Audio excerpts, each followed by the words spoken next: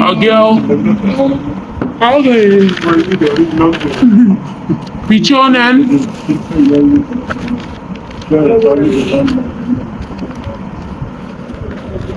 आगे आओ। 1 से 2 क्वेश्चन है अगला, 3 ए बी और सी डी पैरेलल लाइंस है। यहाँ पे एक एंगल बना हुआ है और एक एंगल बिल्कुल इसके ऑपोजिट बना हुआ है। तो दोनों पैरेलल है। ये दोनों आपस में क्या है, वर्टिकली ऑपोजिट है या पैरेलल है? तो जो इसका आंसर होगा वो इसका आंसर नहीं होगा। तो हम लिखेंगे जे भी हमारे पास कितना है, 60 डिग्री है। 60 डिग्री जे हमने फाइंड कर लिया, क्योंकि ये देखो ये एंगल पूरा ये वाला एंगल ए बी ए ई सी की इक्वल बना हुआ है। तो हम कहेंगे जो इस एंगल का है आंसर वही जे का भी है। अब आई हमने फाइंड करना है, तो आई का तो कोई वर्टिकल ऑपोजिट नहीं बना हुआ, तो आई अब हमारे पास जे तो पता चल गया है। आगे आओ, जे हमें पता है 60 डिग्री है, लेकिन आई का ना कोई वर्टिकली ऑपोजिट है, ना इसमें कोई ट्रांसवर्सल है, ना अल्टरनेट है। तो हम कैसे फाइंड करेंगे? हम कहेंगे सी और डी स्ट्रेट लाइन है। यस, आगे आओ, स्ट्रेट लाइन तो सी और डी स्ट्रेट लाइन है और स्ट्रेट लाइन पे 3 एंगल बने हुए हैं। एक एंगल आई का है, एक एंगल 75 का है, एक है जे का मतलब 75 प्लस जे करवाएंगे। जे हमारे पास क्या था, 60 डिग्री 75 डिग्री प्लस जे क्या है 60 डिग्री प्लस आई की वैल्यू हमने फाइंड करनी है, और ये इक्वल किसके हैं 180 डिग्री। इन दोनों को प्लस करेंगे 5 तो 135 करवाओ तो ना 1305 आ जाएगा। अच्छा 130 नहीं 135 आ जाएगा, मतलब कि 135। अब देखो ये इसके प्लस हो रहा है, यस इधर आएगा तो माइनस हो जाएगा। यस, तो आई हमारे पास क्या आएगा 45 डिग्री। 45 डिग्री हमारा आंसर आएगा। अब हमने जे भी फाइंड कर लिया, जे तो था उसके वर्टिकली ऑपोजिट, यस और आई हमारे पास 45 किस लिए है, क्योंकि हमने इसको फाइंड किया। ये एक स्ट्रेट लाइन का एंगल बना हुआ था, और स्ट्रेट लाइन में से जितने एंगल को माइनस किए, जितने एंगल बताए थे उनको प्लस करके बाहर एक माइनस कर दिया, तो हमारे पास आंसर आ गया 45 डिग्री। अगला पार्ट है, in each of the following figures A B C D, वही बात है, ए बी और सी डी एक दूसरे के क्या है, इक्वल नहीं, ए बी और सी डी वर्टिकली ऑपोजिट। अच्छा ए बी और सी डी वर्टिकली ऑपोजिट है। तो देखो ऑपोजिट है। मैं क्वेश्चन पढ़ रही हूँ, ए बी और सी डी एक दूसरे के क्या है। ये फाइंड द ए बी, हाँ ये वो है क्या नाम है, पैरेलल है। ये बताया नहीं है, सारी एक्सरसाइज मैं आज पढ़ा है, आगे आगे ये बढ़ते कैसे पढ़ता है? पता नहीं। क्वेश्चन है, in each of the following figure A B and C D, क्या है ए बी और सी डी एक दूसरे के पैरेलल हैं। तुम बहुत बताओ क्या है, क्या क्वेश्चन क्या बोल रहा है, in each of the following figure figure A B and C D find the value of the unknown. जिस तरह यहाँ पर हमें अननोन फिगर्स बतानी थी, जिस तरह जी की, एफ की, एच की, आई की, इसी तरह यहाँ पर भी बतानी है, अननोन फिगर फाइंड करनी है। अब गौर से देखो, क्वेश्चन कुछ इस तरह बना हुआ है कि ए बी और सी डी एक दूसरे के पैरेलल हैं, Yeah. दो लाइंस इनको कट कर रही हैं, एंगल्स बना रही हैं।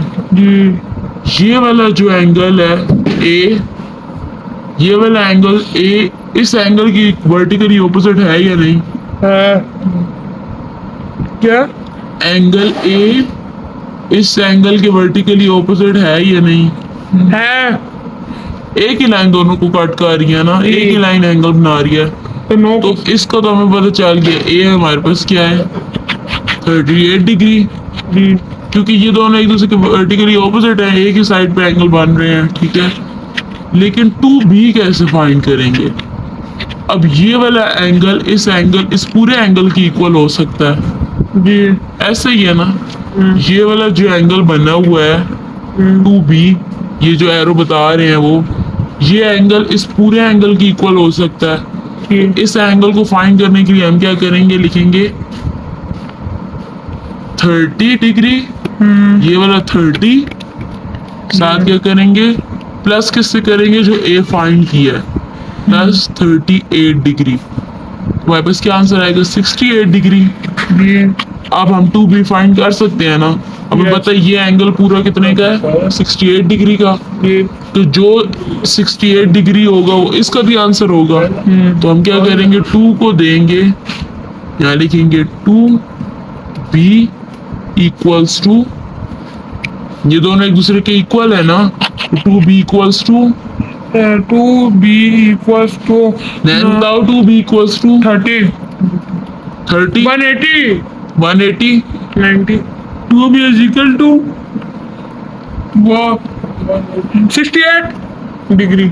ऊपर वाला एंगल इस एंगल के वर्टिकली ऑपोजिट है, वो जितने का होगा ये इतने का होगा, ये हमने फाइंड किया 68 का होगा, तो नीचे वाला किसके इक्वल रखेंगे 68 डिग्री के। तो मैंने सही बताया।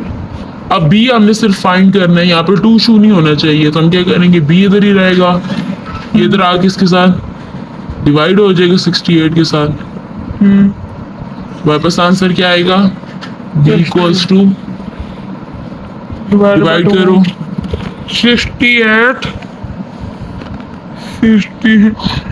डिवाइडेड बाय क्या मेरे कहना मुजाहिद कर रहे हैं। ओके, तो 68 डिवाइडेड बाय 2। अच्छा, वो डिवाइडेड बाय 2। अब देखो इक्वल्स टू 34 डिग्री। तो बी का आंसर हमारे पास क्या आया है 34 डिग्री। ए का हमारे पास आंसर आया है 38 डिग्री, कि ये वाला एंगल इस एंगल के वर्टिकली ऑपोजिट ऑपोजिट था, है। तो ये हमारे पास आ गया 38 डिग्री। यस। दूसरे वाला एंगल हमने फाइंड किया है कि ऊपर वाला एंगल पूरा जितने का होगा वो नीचे वाले के इक्वल होगा। ऊपर वाला पहले हमने प्लस किया 68 क्या आया इक्वल, यस। उसको हमने इसकी इक्वल रखा है 68 के 2b को, तो हमने b की वैल्यू निकालनी तो 2 को इधर ला के डिवाइड कर दिया, तो हमारे पास b की वैल्यू आ गई है 34 डिग्री। समझ आ गई। अगला क्वेश्चन हमने फाइंड करना है यस। 2 की तरह कोई ज्यादा साबित आ रहा है। पार्ट 2 है इसका। ये वाला समझ आया क्वेश्चन पूरा, ये वाला इसके वर्टिकली ऑपोजिट था, तो a की वैल्यू वही थी जो इसकी थी 38। फिर हमने इसको फाइंड करना था, ये इसके वर्टिकली ऑपोजिट था, तो हमने इस पूरे को फाइंड करने के लिए आपस में प्लस किया था। फिर इसको इस एंगल की इक्वल रखा था, b फाइंड करना था, तो इसके साथ 2b था, तो 2 को हमने इधर जाके इसके साथ डिवाइड कर दिया था, तो हमारे पास b का भी आंसर आ गया था। अगला क्वेश्चन बना हुआ है इस तरह का, आगे आओ। ये a और b आपस में एक दूसरे के क्या है वर्टिकली ऑपोजिट है। ये वाली चीज उन्होंने बोली भी है फाइंड करनी है 7c और 2d। अब गौर से देखो 7c 140 के इक्वल है, 7c 140 के इक्वल है नहीं। ये 7c का एंगल 140 के एंगल के इक्वल है, है ना। तो हम लिखेंगे 7c इक्वल्स टू 140 डिग्री। अब हम क्या करेंगे, ये आपस में क्या हो रहे हैं मल्टीप्लाई, ये इधर जाएगा तो 47 हो जाएगा। डिवाइड हो जाएगा, तो हम इसको डिवाइड करेंगे तो हमारे पास आंसर आएगा 20 डिग्री। तो c की वैल्यू हमारे पास आ गई 20 डिग्री। 20 डिग्री। दूसरी चीज हमने फाइंड करनी है 2D। अब देखो ये जो 2D है इसका ये जो एंगल बन रहा है वो इस एंगल के वर्टिकली ऑपोजिट है या नहीं है?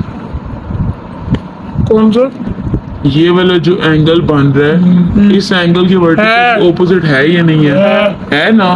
क्योंकि इस एंगल को गौर से देखो, इस एंगल को और इस एंगल को, तो ये आपस में एक दूसरे के वर्टिकली ऑपोजिट है। तो हम ये कह सकते हैं ना कि 2D इक्वल्स टू 140, ऐसे कह सकते हैं ना। इधर भी इसको 140 के इक्वल रखा, इसको भी 140 के इक्वल रखा, तो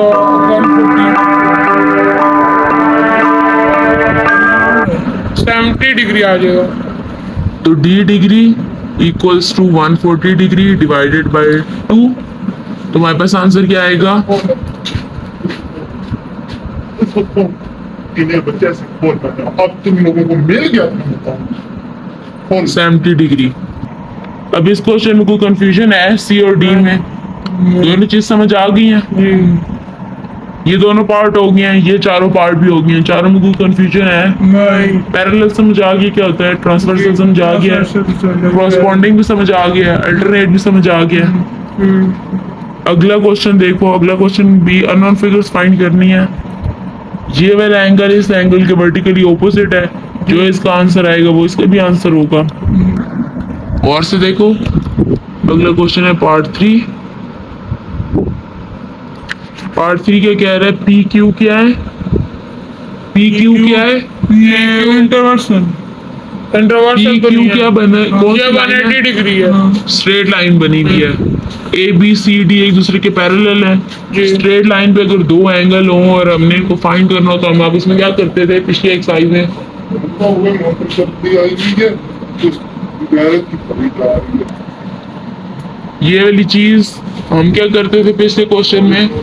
जो स्ट्रेट लाइन पे चीजें होती थी उनको आपस में क्या करते थे हम उनको आपस में हम लोग ना वो करते थे, 180 में इक्वल करते थे। इक्वल रखते थे ना, लेकिन ये एंगल जो इस तरफ के एंगल होते थे उनको आपस में क्या करते थे? क्या करते 180 के इस तरफ जितने एंगल होते थे उनको क्या करते थे? प्लस करते थे। प्लस करते थे। तो हम यहाँ पे लिखेंगे इस एंगल भी स्ट्रेट लाइन में बने हुए हैं, तो 7E plus 3E equals to 180 degree. Ji.